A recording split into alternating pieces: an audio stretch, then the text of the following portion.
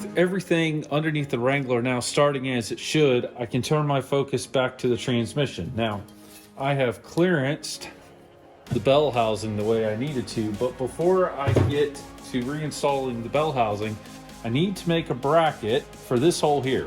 This is where the TV cable originally was hooked up on this AW4, but I have installed a valve body out of a 2007 Toyota Tacoma A340F. So this is no longer used. So I am going to try to make a bracket out of some thick plate steel that will use this bolt here to seal it up. This will also be a really nice way to fill the transmission once we get to that point. And we can just use this dipstick to check the level instead of also filling it, because that will go much faster. Using cardboard as a template, I was able to quickly trace out the shape I need and cut it out of this piece of steel, only having to drill one hole for the bolt to go through to hold this block-off plate into place on my AW4 automatic transmission.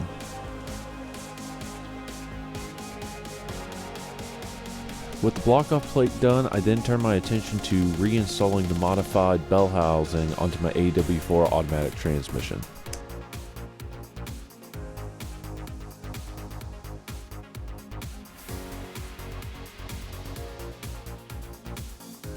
Next, it was time to put fresh transmission fluid into my new heavy-duty stock stall torque converter for the AW4.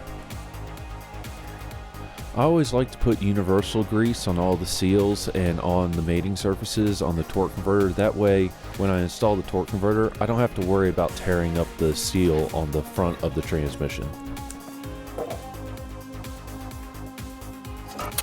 Now, I made a mistake here that you're going to see later on in this video. I should have test fitted the torque converter to the crankshaft adapter that was supplied to me from TD Conversions. You'll see that later in the video.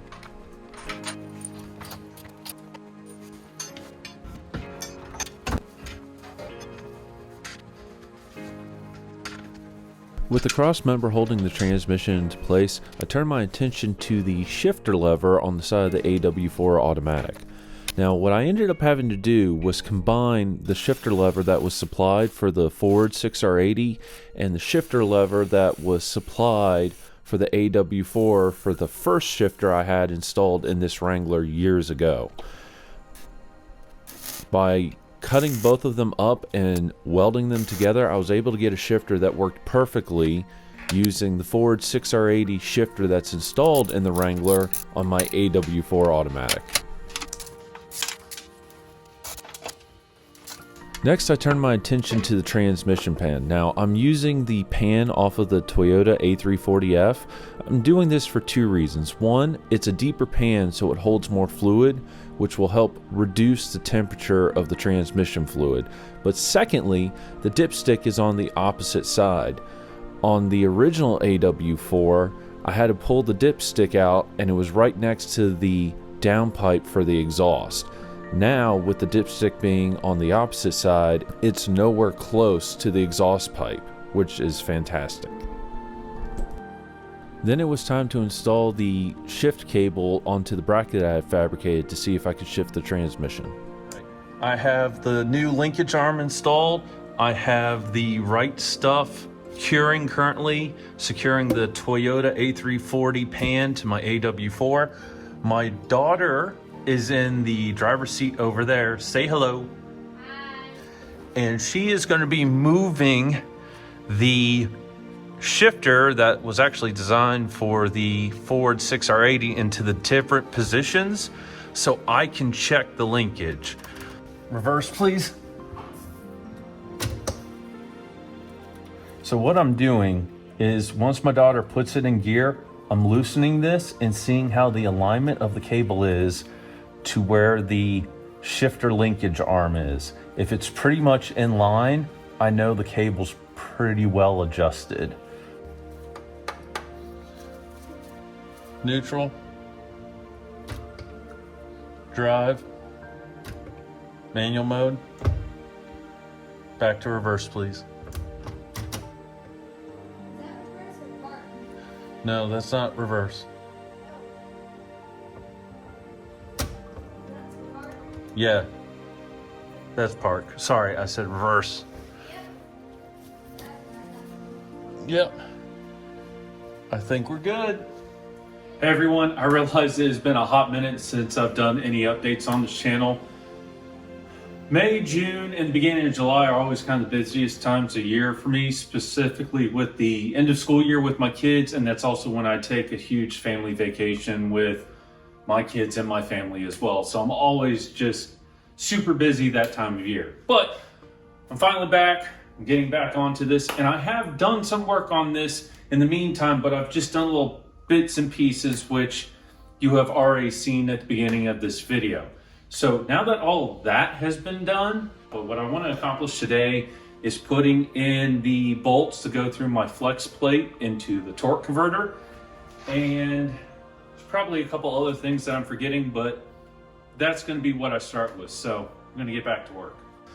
I'm going to show you what I'm going to do real quick because I don't have a good way of filming this. I need to install these bolts through that port there and the adapter plate that go through the flex plate into the torque converter. To do that, I'm going to have to remove the starter, and this area is so tight that I'm not going to be able to film it. So I will report back once I have all of this done. Quick update. I think I'm going to have to pull the transmission to get the torque converter bolts installed. Here, let me flip the camera and I'll show you. It's going to get a little tight, but you can see there is the hole in the flywheel so I can get a bolt into the torque converter. Unfortunately, I have now just realized that I don't have a way of spinning the torque converter. I have a way of spinning the flex plate, not the torque converter. So it's going to take a lot longer than I thought it initially was going to. Okay, I went to pull the transmission out and the torque converter is completely stuck into the crankshaft adapter. That is a problem I wasn't expecting to run into.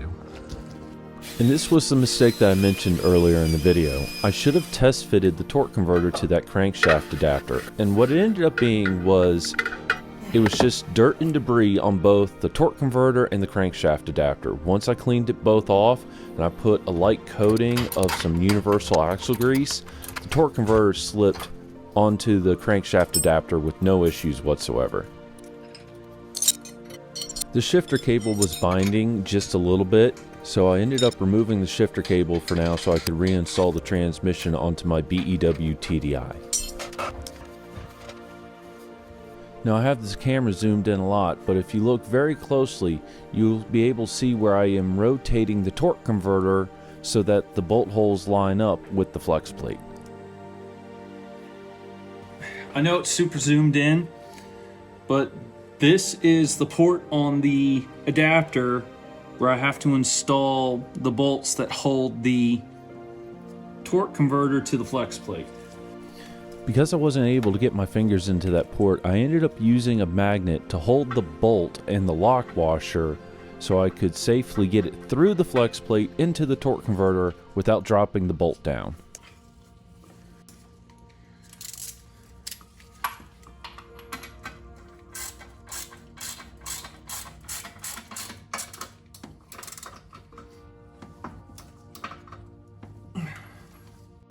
All right, I just have to do that 3 more times.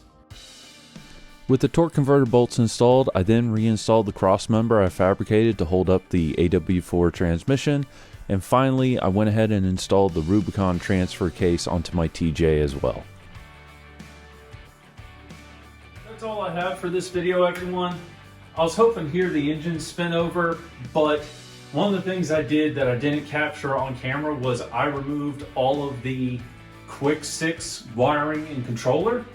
And I'm now remembering that there was a neutral safety switch in that whole setup. So when I hooked up a battery and tried turning the key, nothing happens because there's a relay somewhere in my dash that's not enabled right now because I had wired up a neutral safety switch. So I'll get to that next time. But yeah, hopefully in the next couple of weeks, I can hear this start and idle again, and ideally put it in gear and see if it will move under its own power. But anyway, thank you so much for watching, and I'll see you again sometime soon.